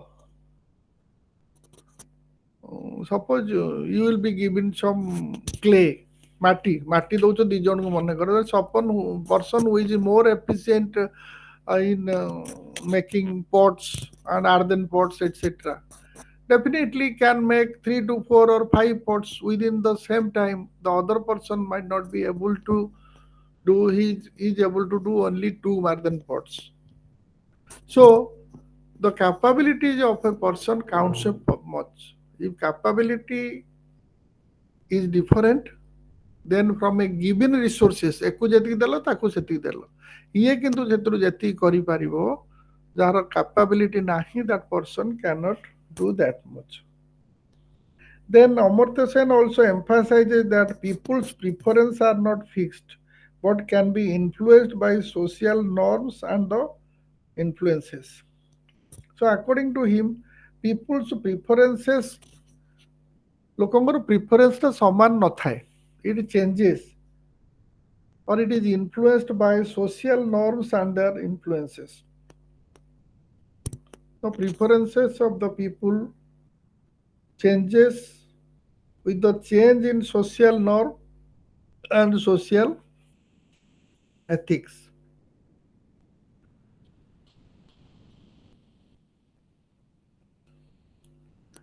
So, for example, women may internalize the belief that they require fewer opportunities than men, leading to a lower level of aspirations and participations.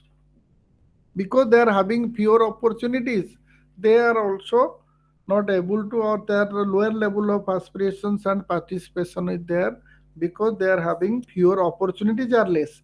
If the opportunities are less, then definitely your participations and your aspirations, your performance, your outcome, everything will be less. So according to him, according to Sen, freedom, opportunities should be given to the people to achieve valuable functioning. Another important thing is that from the same resources the people can do, or people's suppose on the same resources the different individuals can make different number of units, or their ability or capabilities that is dependent on that. Third is that if you lack opportunities, if you do not have any freedom, definitely your aspiration participation will be less. Then, by recognizing heterogeneity, Sen's approach promotes more inclusive and equitable policies. He has given importance to remember capabilities and heterogeneities. If there will be homogeneous, if there is, why this happens actually?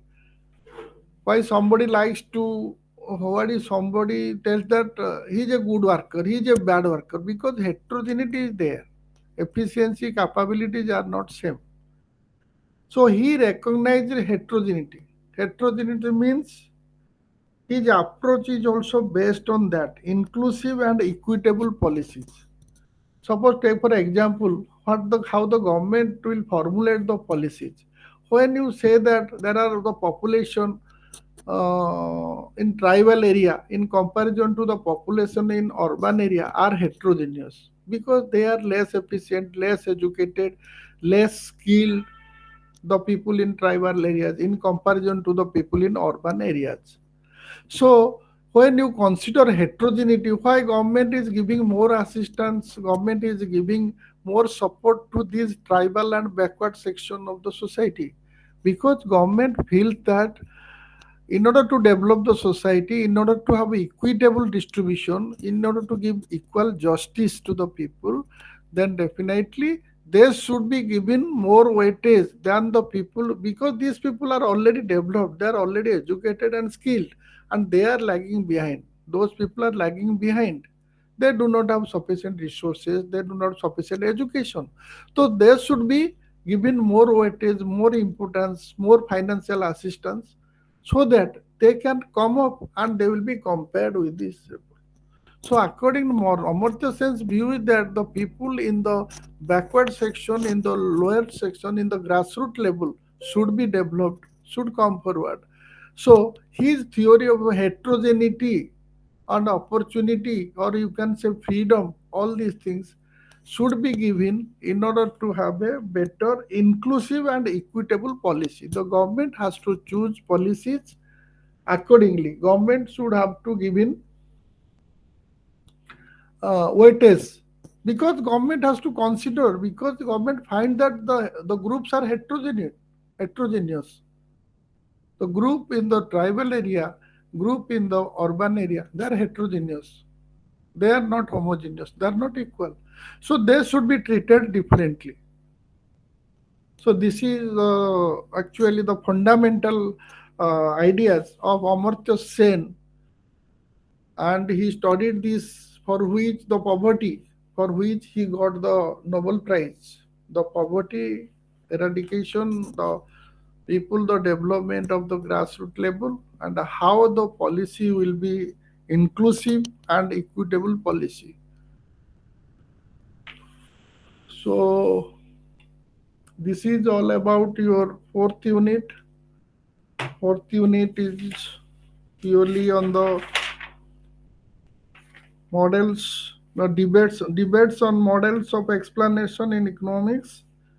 That is classical political economy. We have discussed Ricardo, then senior, the N.W. Senior, then J.S. Mill, then we have discussed John Neville Keynes, the father of John. Remember, don't be confused. He is not J.M. Keynes. J.M. Keynes was given a theory on monetary policy or macroeconomics or inflation. You can say that is John Maynard Keynes is the son of John Neville Keynes is the father of John Maynard Keynes. John J.M. Keynes is the son of John Neville Keynes. So John Maynard Keynes, that is a different issue, different chapter topic. He does not come under this, and we don't have this topic here. Then Robbins' positivism and a priorism in economics. Then Hudson logical empiricism in economics. Then Milton Friedman. Then Paul Samuelson. So remember, you try to what are the punch words. First of all, you write his work, his theory, his book, and what does he actually want to say. Whether it is empirical study or it is purely is your logical or assumptions or economic models or your testable hypothesis, empirical support, observation. You have to point out and find out these things, and you have to write this against his name. Then you can easily write. Otherwise, you will be confused because more or less these economists they have adopted this type of empirical, or they say that economic model should be based on scientific observation or your empirical study or data analysis. All this more or less some preferred the deductive policies, some preferred empirical study, and some preferred actually inductive and deductive both. So accordingly you have to write. Okay, so anything else?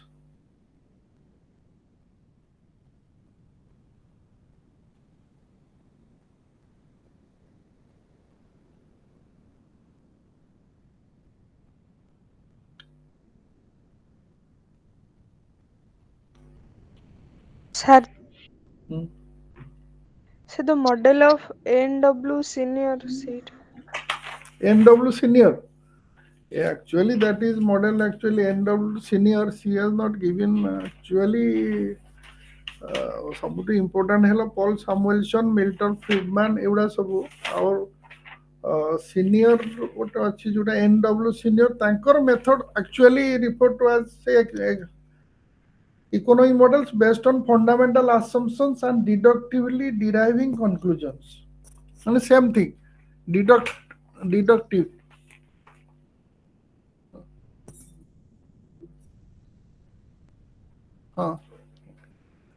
So actually seniors method often referred to as the abstract method involved building economic method, abstract method based on fundamental assumptions. He has not taken it as scientific, empirical observation, scientific method.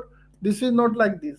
NW senior actually his method is purely called as abstract method, and it is involved building economic models based on fundamental assumptions and deductively deriving conclusions. He has derived conclusions from this. It is not based on, remember, it is not based on your empirical study or observation. Only deductively deriving conclusions from fundamental assumptions. Two things are there: assumptions are there, and there is derivation. Okay.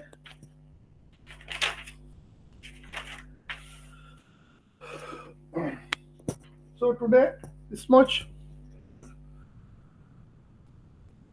Anything? We'll meet tomorrow in our next class. Yes, sir. Good night, sir. Thank you, sir. Thank you. Good night. Thank you. Thank you, sir. Good night. Thank you. Good night.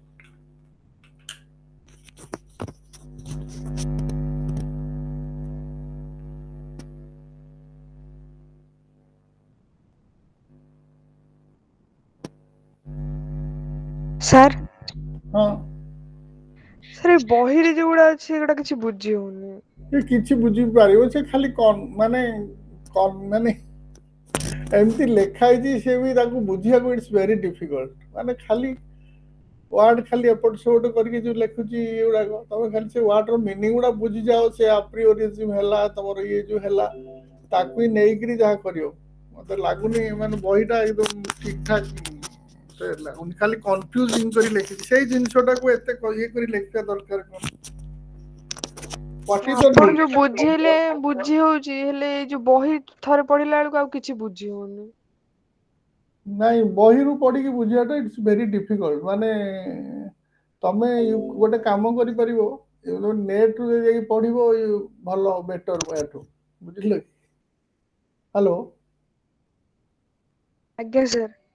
ହଁ, ତମେ ନେଟରୁ ଯାଇକି ଯଦି ପଢିବ better କରିବ, ମାନେ ସିମ୍ପଲିଫିକେସନ ପାଇଯିବ। ଏ ବହି ପଢା ଛାଡିକି ସେଇ ଅନୁସାରେ ପଢିଦବ।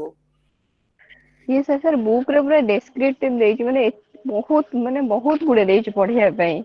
ବହୁତ ଗୁଡେ ଦେଇଛି ବହିରେ ପଢିବାକୁ। ତାପରେ ସେ ଯୋଉ ସେଣ୍ଟେନ୍ସ ଫର୍ମେସନ ତାର ଯୋଉ ଯେମିତି କରିଛି ପୁରା ଏକଦମ ଲେଖିଛି, ଯୋଉଟା ଗୋଟେ ସିମ୍ପଲିଫାଇ କରି ଲେଖିବା କଥା, ଯେ ଡିଷ୍ଟାନ୍ସ କୋର୍ସ ମଡେଲ ଏଇଟାକୁ ଏମିତି କରିକି ଲେଖିବ, ଜଷ୍ଟ ଡିସପ୍ଲେ ଅଫ ଲାଙ୍ଗୁଏଜେସ୍ ମାନେ ଇଏ ୱାର୍ଡ ଗୁଡା ଦେଇକିରି କିଛି ଦରକାର ନାହିଁ। କଣ ଜିନିଷଟା ହୁଏତ ଏଠି ଚାହୁଁଛି ସାଇଣ୍ଟିଫିକ ମେଥଡ ହେଲା କି ଅବଜରଭେସନ ହଉଛି କି ଲଜିକାଲ, କଣ ଆକ୍ଚୁଆଲି ହ୍ୱାଟ ଇଟ୍ କଣ କହୁଛି, କିଏ କହିଲେ, କୋଉଟାରେ ଲେଖିଲେ, ତାଙ୍କର ଅଣ୍ଡରଷ୍ଟାଣ୍ଡିଂ କଣ, ଜିନିଷ ଗୁଡା ଲେଖିଲେ। ଆମେ ଲେଖୁଛେ କୋଉ ଇକୋନୋମିକ ମେଥଡ ମଡେଲ ସେ ତାଙ୍କ ଥିଓରି କରିଛନ୍ତି। ତ ହ୍ୱାଟ ଆର୍ ଥିଓରି, ଗୋଟେ ଦିଟା ଥିଓରି ଲେଖିଲ, ତାଙ୍କ ବହି ନା ଲେଖିଲ, and in this theory actually he has utilized the deductive method, କି ତମର ଯୋଉଟା କହୁଛନ୍ତି he believes in empirical observing or he does not support positivism। ତେଣୁ ସେ କଣ କରିଛନ୍ତି ସେତିକି ଆମର ଦରକାର, ମେନ୍ ଜିନିଷଟା। ଏଟା ଖାଲି କନଫ୍ୟୁଜନ କରି ଗୁଡାଏ ଲେଖିଛି, ଇଟ୍ସ ନଟ୍ ପସିବଲ। ଆକ୍ଚୁଆଲି ତମେ ଯଦି ଯିବ, ତମେ ଯଦି ନେଟ୍ ଦେଇକି ଦେଖ, ମତେ କହିବ ଦ୍ୟାଟ୍ ଇଜ ବେଟର। ମାନେ ଏ ବହି ପଢିକିରି ବୁଝିବା ଅପେକ୍ଷା ସେଇ ଏକା ଜିନିଷ, କିଛି ଅସୁବିଧା ନାହିଁ। ଆଜ୍ଞା ସାର୍। ହଁ, ଦେଖ ତମେ ସେଇଥିରୁ ବେଟର ହବ। ଏ ବହିରେ ତ ବହୁତ ଇଏ ଦେଇଛି। ଦେଖିବା ଆଉ ଦିଟା କ୍ଲାସ ଅଛି ତ, ତମେ ଏଇ ଅନୁସାରେ ଲେଖିଦିଅ। ଯଦି ସାର୍ ଆପଣ ପଢେଇଲା ବେଳେ ଆମକୁ ଟିକେ ଟିକେ ନୋଟ କରିଦେଲେ ଆମେ ଟିକେ ପଢେଇଲା ବେଳେ ତମେ ଲେଖିଦିଅନ୍ତୁ। ଯଦି ମୁଁ ଡାକିଦେବି ହନ୍ତା, ଯେ ଟାଇମ ନାହିଁ ବୋଲି ଦେଖିବା ଲାଷ୍ଟ, ମାନେ କିଛି କିଛି ମୁଁ ଭାବୁଥିଲି ସେ ଯେ ମୁଁ କହିଲି ଡାକିଲେ ଏତେ ସରିବନି, ତମେ ଗୋଟେ ଯଦି 5-6 ଧାଡି ତମେ ଲେଖିଦିଅନ୍ତ ବି ବେଟର ହନ୍ତା। ତାକୁ ବି ବେଶ କରି ତମେ ଲେଖିଦେଇ ପାରିବ। ସାର୍ କିଛି ନାହିଁ, କେବଳ କି ଲାଇନ ଗୁଡା ଆମକୁ ଡାକିଦେଲେ ସେ ଆମେ କି ଲାଇନ ଗୁଡା, ଯେତେବେଳେ କି ଲାଇନ ଗୁଡା ମୁଁ ଡାକିଦେବି। ହଁ, କି ଲାଇନ ଗୁଡା, ସେ କି ଲାଇନ ହିଁ ଦରକାର ଏଥିରେ। କି ଲାଇନ ଗୁଡାକୁ ତମେ ଏକ୍ସପ୍ଲେନ କରି ଲେଖିଦେଇ ପାରିବ। ସେଇଥିରେ ତମେ 2 ପେଜ ଲେଖିଦେଇ ପାରିବ। ଲାଙ୍ଗୁଏଜ ତମର ଭୋକାବୁଲାରି ଲେଖିଦେଇ ପାରିବ, କିଛି ଅସୁବିଧା ନାହିଁ। ସାର୍ ଇଗ୍ନୋର ଯଦି ଦେଖିବା ଗୋଟେ କ୍ଲାସ ତ ଅଛି, କି ଲାଇନ ଗୁଡା ମୁଁ ଦେଖିବା, ମୁଁ ଡାକିଦେଇକି ନହେଲେ ବୁଝେଇଦେଲେ ହବ। ମୁଁ ଖାଲି ବୁଝେଇଦେବି ସେମିତି ବୋଲି ଡାକିଦେବି, ନହେଲେ ଟିକେ ବୁଝେଇଦେବି ଆଉ କଣ। ବୁଝିପାରିବ, ବୁଝିବା ପାଇଁ କିଛି ହଉଛି। ସେ କି ଲାଇନ ଗୁଡା ସହଜ ଅଛି, ତ ବୁଝିପାରିବ, ନିଜେ ପଢିଲେ ବୁଝିଦେଇ ପାରିବ।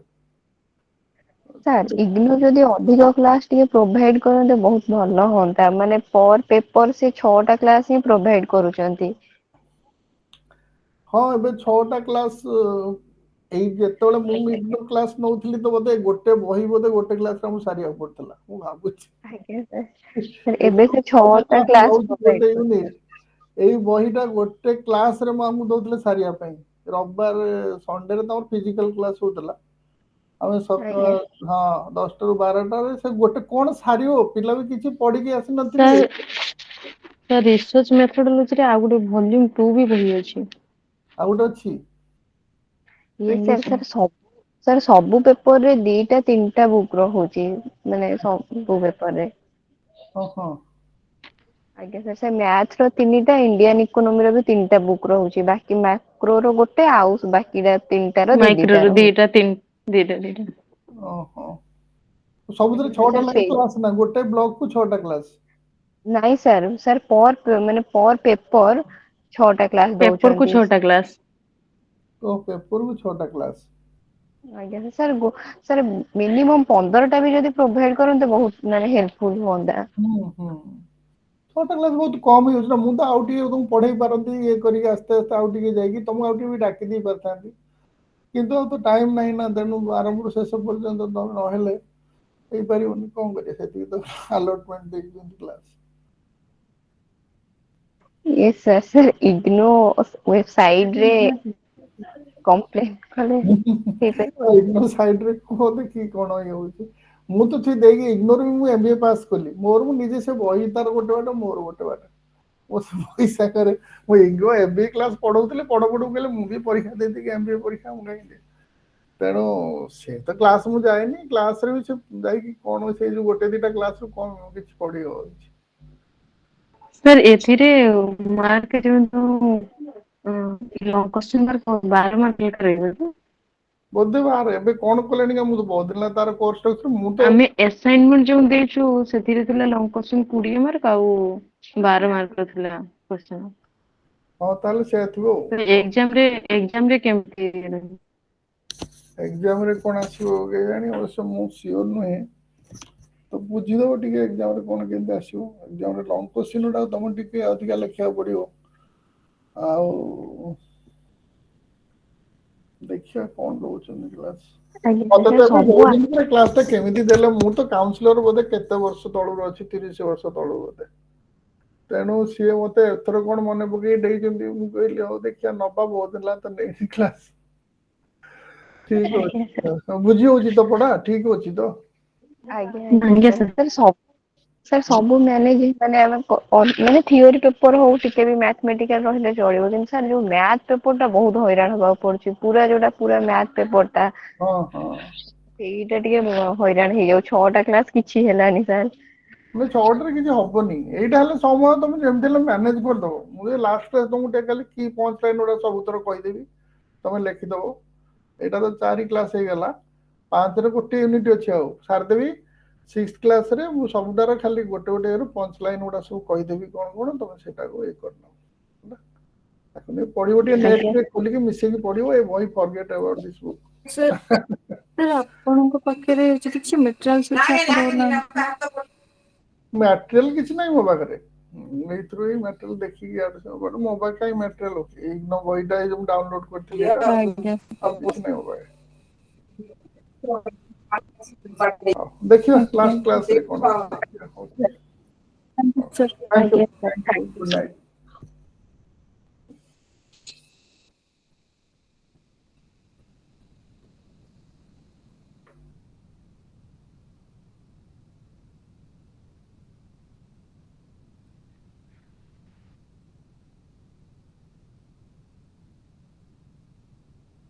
ଜାଣିଛନ୍ତି କି ଏକ୍ସାମ ରେ କେତେ ମାର୍କ ଲେଖା ଆସିବ ଲଙ୍ଗ କ୍ୱେଶ୍ଚନ? କଣ ହେଇଛି? ଲଙ୍ଗ କ୍ୱେଶ୍ଚନ ଆସାଇନମେଣ୍ଟ ଭଳିଆ ଆସିବ ଏକ୍ସାମ ରେ। ନେଟୱାର୍କ ପ୍ରୋବ୍ଲେମ ହଉଛି ଶୁଭୁନି କିଛି। ଆମର କିଛି ଗ୍ରୁପ ଅଛି କି ଇକୋନୋମିକ୍ସ ର? ଇଗ୍ନୋରେ ନାହିଁ ନାହିଁ ସେମିତି କିଛି ହଷ୍ଟ ନାହିଁ ବୋଧେ। କିଛି ବି ନାହିଁ। ମୁଁ ତ କୋଉଥିରେ ଜଏନ ହେଇନି ମୁଁ ଆଉ ଜାଣିନି କଣ ମୁଁ ବି ଥିବ କି ଜଏନ୍ ହେଇଯାଇଥିଲି ନାହିଁ। ମୁଁ ବି ଜାଣି ପାରୁନଥିଲି। ଆଉ ଯାହା ପୋଷ୍ଟାଲରେ ବୁକ୍ ଆସିଛି ସେଇ ବୁକ୍ ଗୁଡା ଖାଲି ନା? ସେଇ ବୁକ୍ ରୁ କିଛି ଆପଣ ପଢି କେଉଁଠିକାର ହବନି। ଷ୍ଟଡି ସେଣ୍ଟର କେଉଁଠି? ମୁଁ ଷ୍ଟଡି ସେଣ୍ଟର ନୟାଗଡ଼ ଦେଇଥିଲି। କେଉଁଠି? ନୟାଗଡ଼।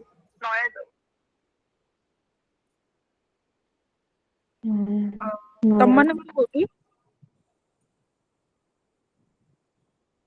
ମୋର ତ ଆମର ବାଲେଶ୍ଵର।